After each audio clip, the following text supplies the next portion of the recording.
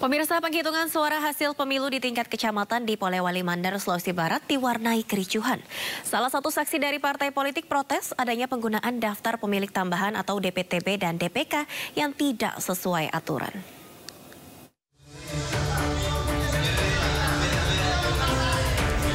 Suasana rekapitulasi penghitungan suara di Kecamatan Binuang, Polewali Mandar, Sulawesi Barat pada Minggu siang berlangsung panas.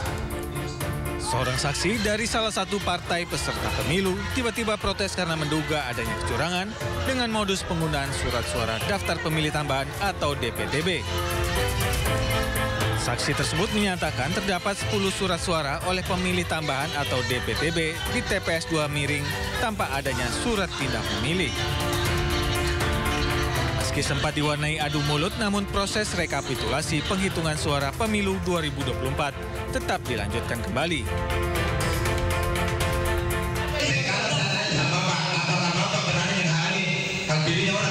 Saya tidak berani, tapi apa itu 10 orang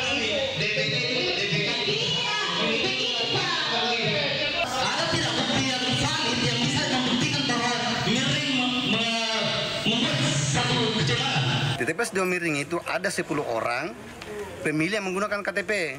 Ada 1 orang pemilih pindahan. Nah, kedua, pemilih ini harus punya dokumen. Pindahan harus pakai C5 dan itu harus dibuktikan oleh KPPS. Kemudian 10 ini harus menggunakan berita acara bahwa 10 pemilih ini menggunakan KTP, tidak terdaftar pada DPT.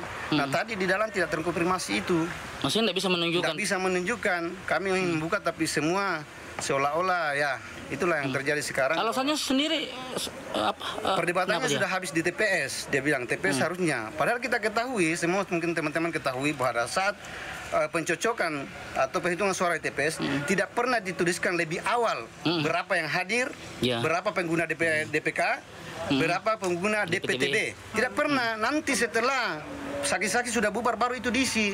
Nah, gitu ya. Iya. Berarti memang ada indikasi. Ada indikasi penggelembungan. Penggelembungan menggunakan undangan, penggelembungan menggunakan modus KTP, padahal orangnya tidak ada, penggelembungan menggunakan pindah, padahal orang tidak pindah. Nah, terus rencananya Zubair akan melaporkan dugaan kecurangan yang dilakukan oleh oknum KPPS ke Bawaslu pada Senin siang.